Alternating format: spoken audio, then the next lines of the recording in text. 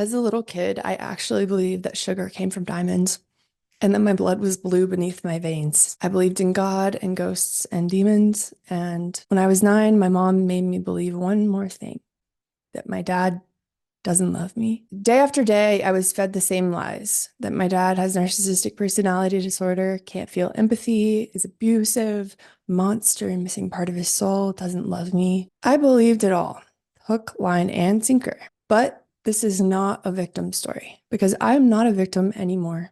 My dad and I are some of the lucky ones.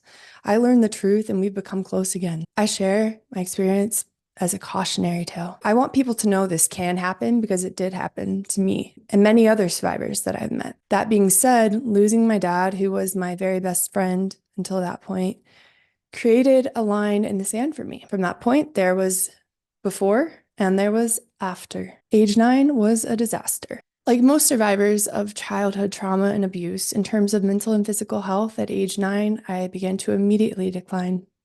Things progressed from childhood anxiety and depression to a restrictive eating disorder and an autoimmune condition and a whole other myriad of very negative effects in my life. After my parents divorced, I never once spent the night in my dad's house.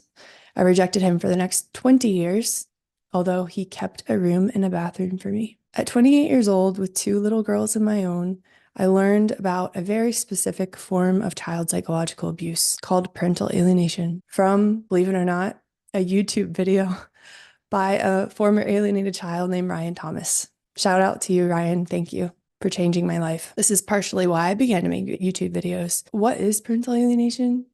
This is a form of severe psychological child abuse where one parent manipulates their child to reject their other loving parent without true justification. My name is Maddie, and I am a survivor of child psychological abuse and an activist for children's rights. I represent the Anti-Alienation Project, an organization I created last June to support adult children of parental alienation and to raise awareness of the long-lasting devastation that this causes. I'm so grateful for the National Parents Organization and its efforts to protect parent-child bonds. I'm grateful for all the wonderful parents who protect and love their children unconditionally. Today, I speak out on behalf of a very specific group of children, the millions of children who are currently enduring the same psychological abuse that I went through for 20 years. I cannot stress the following point enough. The fractured relationship with one's targeted parent is only the tip of a very large iceberg when it comes to the damage that this abuse can wreak on not only a child or a childhood, but a life and a lifetime. Furthermore, because the alienating parent convinces the child that their other parent is bad, abusive, unloving, etc., the common destructive effects on the child are similar, predictable, and specific. The child, realizing that they are half of each parent, internalizes this hatred and comes to believe that half of them is bad. In fact, a very common thought that I had consciously over the past 2 decades was, if my own dad doesn't love me, there must be something really wrong with me. This internalized hatred is why the effects of this abuse on the child are similar, predictable, and specific. Most members of our support group have suffered from rock bottom confidence and self-esteem, symptoms of complex PTSD. Also very common among alienated children is depression, insomnia, poor body image, eating disorders, poor executive function, identity issues, memory loss, anxiety, problems with attachment, feelings of isolation, using self-harm to cope, lack of trust in oneself and other people in the world, self-hatred, aggression, enmeshment, or worst of all, suicidal ideation, attempts, and death by suicide. These self-destructive effects, by the way, extend into adulthood and can last a lifetime if the child who has been abused, the child who's been forced to live in a fabricated reality, never learns the truth. See, during the 2 decades that I was living in this nightmarish false reality imposed on me by my other parent, I always wanted to get better. I always wanted to be happier, mentally better, physically better. I wanted to feel free, but I never could. The whole time I didn't understand why I had these certain struggles. But now it's very clear. Of course I couldn't heal. How was I supposed to? You can't heal from something if you don't even know what it is you're supposed to be healing from. That's why I believe awareness is crucial. Moreover, we know that these effects are predictable due to research done in the field.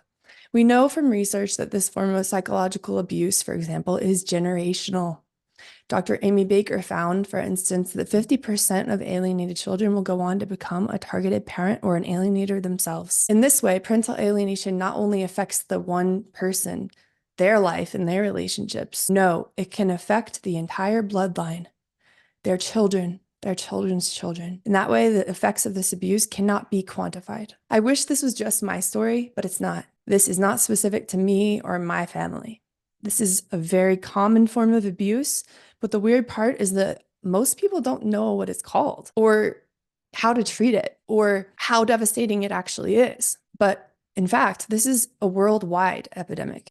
Like most childhood survivors of parental alienation, upon learning the truth that my dad does love me and that he's not abusive, he's always cared about me, and he never gave up on me. In terms of mental and physical health, I began to improve quickly. It's been 2 years now since I watched that video from Ryan Thomas on YouTube and learned what happened to me and put the pieces of my life together. Since then, I've been creating the most wonderful life for myself and my family that I possibly can, while trying to alert society to this form of severe psychological abuse so that other people who've been alienated from a loving parent might be able to put their pieces of their lives together. They deserve to heal and create wonderful lives for themselves too. For 20 years, I was fed the same lies day after day, which I believed hook, line, and sinker. And learning that my dad really does love me and has loved me the whole time, it was like finding him again. And I felt happier than ever. And reconnecting with him has allowed me to reconnect with parts of myself. Learning the truth has created a new line in the sand for me. There was before, and now there is after. The bottom line is that children deserve to live in reality. Parental alienation is child abuse, and to deprive a child of their loving parent is a human rights violation. Thank you.